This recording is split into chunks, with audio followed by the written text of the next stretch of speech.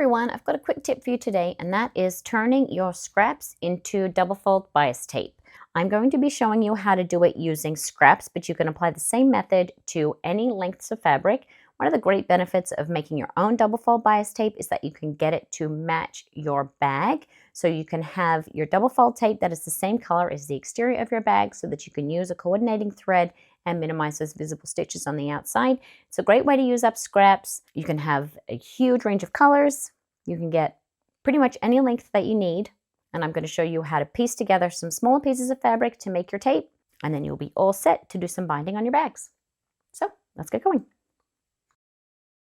Why would you make your own double fold bias tape when you can buy it without having to put in the effort? Well, it's using up your scraps in a cost-effective way. Yes, it's perhaps a little time-consuming compared to just buying this, but it's essentially free if you're not going to use your scraps for anything else.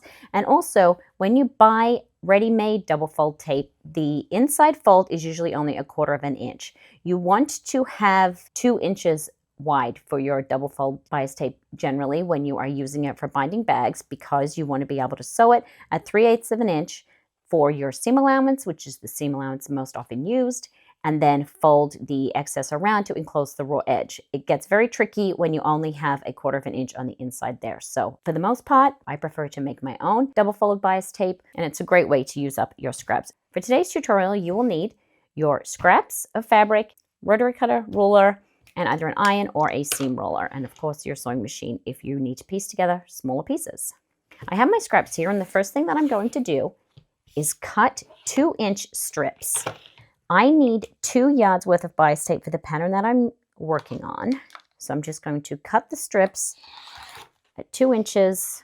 And I'm just going to use the outside of my panel pieces left over from a different bag that I made. You want to make sure you remove any interfacing from the back of your fabric before you cut your strips, as when you pull the interfacing off, it can cause the edge of your fabric to fray a little. And you don't want to have any interfacing on your fabric, otherwise it will be too bulky to use for your binding. It's up to you how small you want to go with the scraps that you're using. I need 2 yards, so that's a fairly decent amount. So I'm just going to check wherever it is that I can cut a 2-inch wide piece.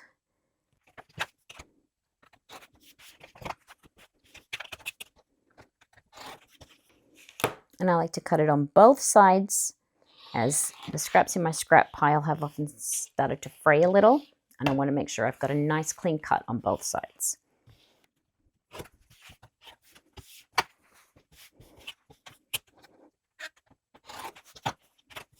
I do not worry about cutting this on the bias, because when I do my binding, I can put clips into it to help it go around curves. So my strips do not need to be cut on the bias to give it any stretch.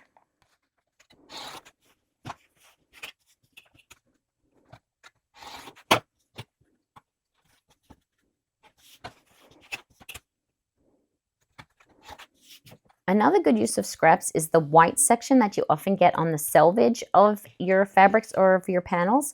You can cut that into the 2-inch strips, and then you have white bias tape, and that is a really great way to use some fabric up that you wouldn't otherwise have used. Grab all of your scraps, and we're just going to make a pile lining up the short ends, and we're going to cut an angle so that we can join together our pieces. We are not going to be cutting this at 45 degrees. We are going to cut it shallower than that so that we can preserve as much of the length as possible. If you piece together all of your scraps at 45 degrees, then you are going to have a significant reduction in the overall finished length of your bias tape. If we do it at a slight angle and press it open, it will be sufficient to reduce the bulk. I'm just going to make a pile, and I'm going to cut them all at once.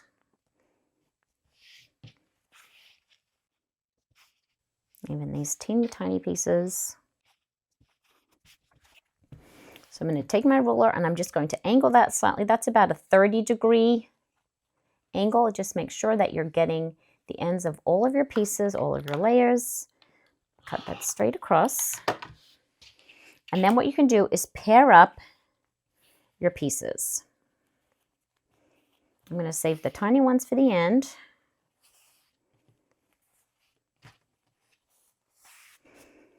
So have some this way flip the others over. And because we cut that line at the same time, the angle lines up perfectly. But we do need to join those pieces. You're going to put them right sides together, and you want to line it up so that the overlap is at about 1/4 of an inch there. You can check that with your cutting mat, and then we're going to sew straight down there. And once we've sewn that seam, when we fold that open again, that will line up nice and straight. So you want this distance here, where that little triangle bit is poking out, you want this to be 1/4 of an inch from that point to the inside. And then we can go and sew this at 1/4 of an inch. So I've got that sewn. I'm going to trim the threads, and then I'm going to fold out and press that seam allowance. Something to consider is the thread weight that you're using. You might want to go with a lighter thread weight so that you have less of a ridge at your seam. And we're not going to be top stitching or anything. And then you can just trim those little triangles off at the edge. And now, because I need 2 lengths that are 1 yard from my 2 yards of bias tape, what I'm going to do is take one of the pieces that I haven't sewn yet, and I'm going to attach it to the end of this joint scrappy piece of double fold bias tape. To get the angle right, because I didn't cut both ends at the same time, lay the scrap on top. This is kind of tricky to see. Just going to lay the scrap on top there, and then take your ruler and you're just going to cut it at the exact same angle. Now, if you have trouble, as long as you're joining up these two, it doesn't matter if your angle is a little different. Discard the scrap and then flip it around the same way so that the angle matches up. And then you're going to join that third piece. Remove any interfacing that's left on your scraps. Join the third piece the same way. We're going to fold out that seam, and then we'll have our piece ready to be folded into double fold tape. So I'm going to sew this seam the same way as we did this first seam. So the exact same thing, snip your threads, fold it open, press open the seam allowance, and then I'll check to see if my piece is big enough. And if it is not quite at the 1 yard mark, 36 inches or just a few inches shy of 1 meter, then I can add the smaller scrappy bits that I salvaged earlier. So let me check my length. And that's pretty close. But you can keep adding on as many little pieces as you need to get the length, and then you're just pressing it open. And once you've got the length right, then you're going to do the double fold. I suggest using an iron for this rather than using your seam roller, as it does take a little bit of time, and the iron will make it a lot faster. You're going to fold the long raw edges over. And this is the same strategy as you would use if you hadn't done scrappy bias tape.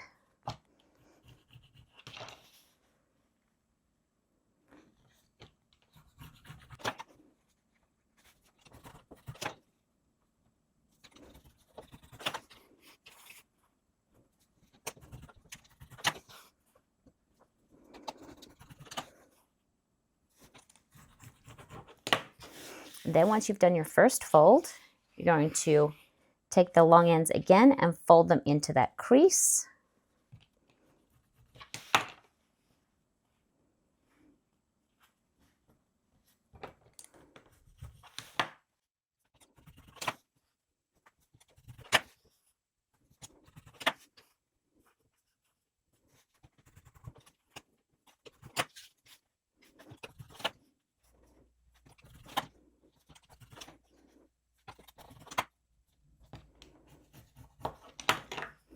Flip it around, do the same the other way.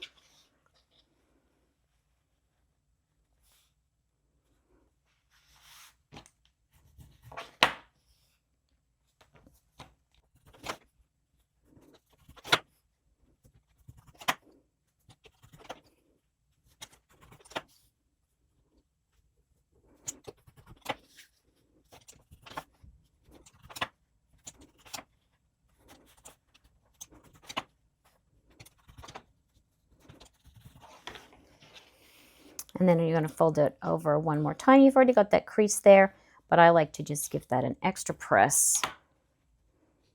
And I really recommend using your iron. You can even pop this under your heat press once it's all folded. But I like to just place my iron on it, and then I just slide it underneath the iron, and it gets it nice and flat and creased.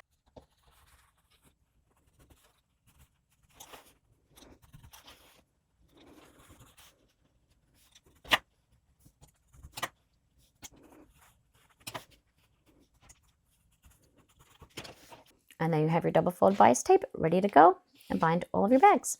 Hope that helps. Thanks, everyone.